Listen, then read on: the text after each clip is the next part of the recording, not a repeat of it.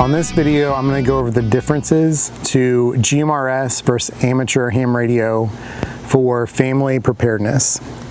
And I know that there are drastic sides on this topic, on both sides, and I'd like to kind of go over what the two of them are for a quick overview, and then what my opinion is for the benefit of each.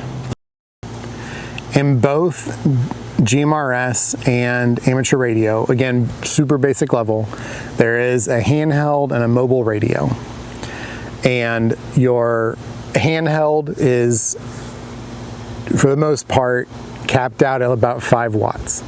On a mobile with GMRS or ham, you're sort of capped out at 50 watts. Before a few years ago, the differences were pretty significant between GMRS and ham.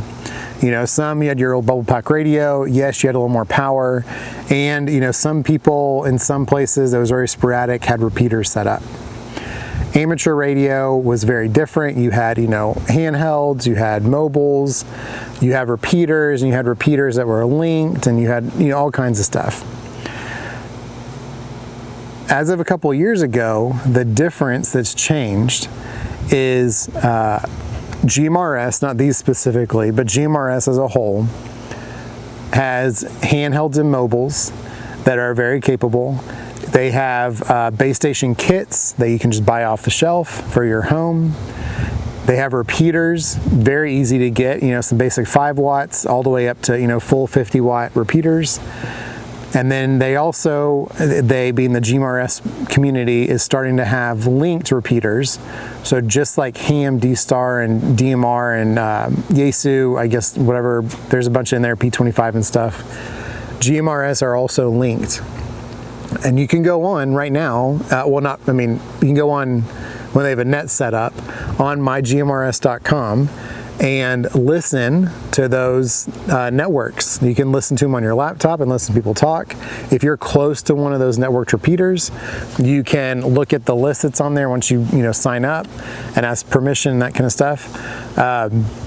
You can sign up and you can listen and talk on linked repeaters, and you can talk across the whole state just like you would with the 3148 DMR group, and talk across the state on DMR.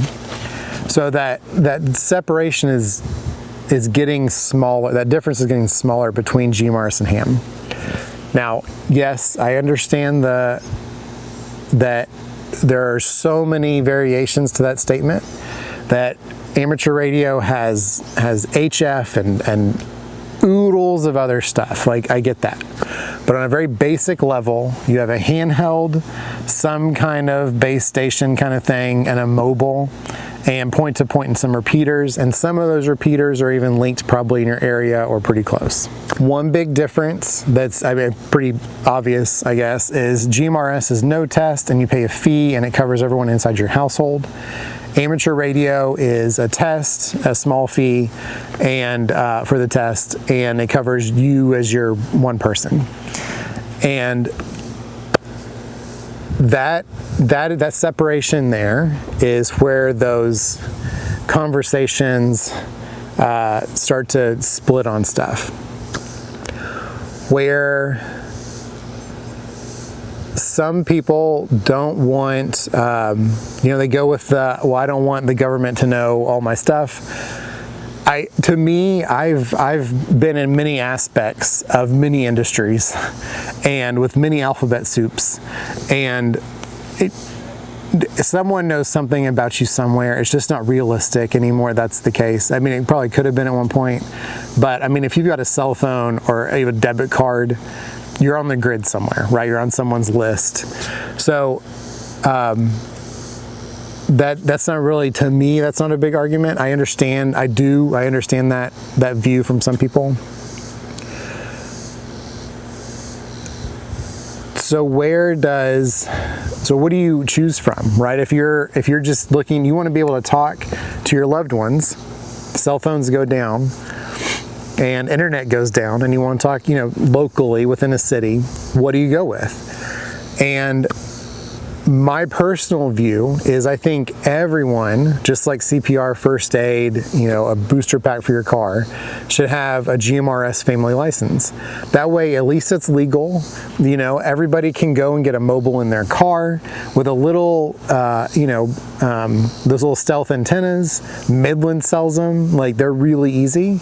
And set up one at your house, right? And get a little nondescript, small tram antenna, somewhere you can fit one, in your attic even for some places.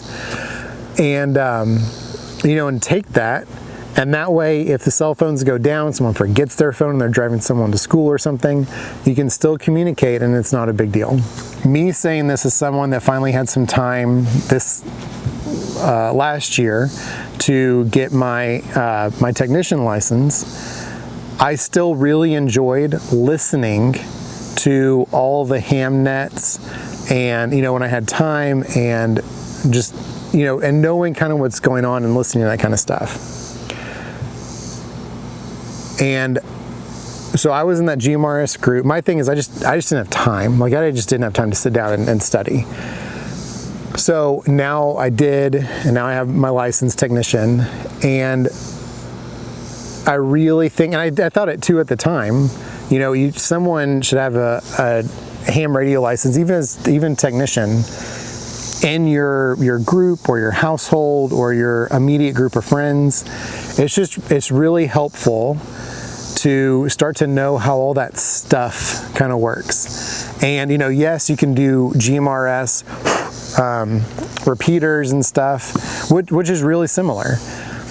I think what's nice is there are so many different groups on ham radio, and we live in Dallas, and there are ample ham radio clubs and numerous different groups that meet all throughout the week on D-Star, DMR, that's what I have, and analog, right, FM.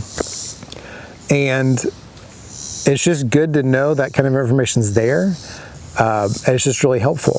So between these two, I think at a minimum, everyone should have GMRS license. It's like having a cell phone, right?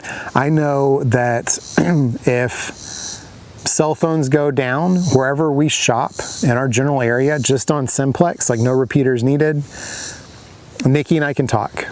Right, I mean in the car, right? So from car to house, we can talk and there's no issue. And I've put in a request that seems like it's really, really slow, but there's a GMRS repeater that's in downtown Dallas on a high-rise that after listening to the mygmrs.com net, there's a group called Texas GMRS Network, I think that's right, and they're working on putting a linked GMRS repeater downtown that would have that same coverage area, and the coverage area for that repeater is massive. So I think it is really helpful to have a second means of communication. One example for that to be helpful is about a month ago at this point, all of Canada, one of their providers, Rogers, that's their cell phone internet provider, Rogers went down. Hardline, cell phone, everything it went down. And I'm going to do a separate video about internet repeaters and all that kind of stuff to kind of go in detail my opinion on that stuff.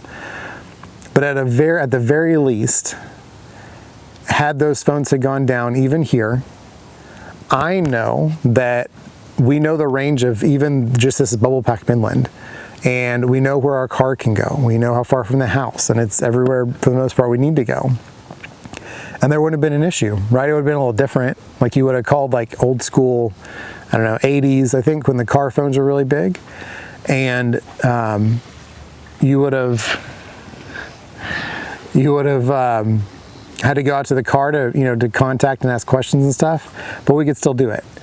So I think it's important to have a couple of modes of communication, because as many people have gone, very remote overseas, or just off-grid backpacking and stuff, And nowadays it's kind of harder because there really is cell phone service everywhere where, you know, everyone for the most part can get some kind of satellite something, you know, an inReach Mini, rent a satellite phone, all those kind of things. So you should have something that's not reliant on the grid, you know, the communication grid, whether that's cellular, landline, whoever that is. And what I really like about ham radio is the group, the community is already there and has been there. You've got your old guys, right? You've got your new people like me that are super baby in this stuff. And you've got everyone trying to look and learn stuff. But what's really nice about those nets is those meetings over the radio is you know that you can talk to someone and find out information, even if it's just local, right? And GMRS is really close to that. In some areas it's more. Phoenix has a huge GMRS network. California has a really good GMRS network. There are lots of areas that have really good GMRS networks. And I think that as repeaters and repeater handhelds and repeater mobiles get more prevalent, I really think that that's going to start to be more common, and it's just an easy thing to do. So thank you for watching, and this was GMRS ham. I hope that made sense. But again, you know, everyone should have, in my opinion, a GMRS license, and somebody in your kind of immediate circle where you can talk on your GMRS should have at least you know, the local simplex ham radio stuff and a couple of ham repeater experience of, like, you know, when do they meet, how far can I talk, those kind of things, just so you can get information that's coming in. And then one thing I'll add too is, amongst all this, an AM FM radio and a shortwave receive radio are very valuable when you need to know what's going on. Thanks for watching.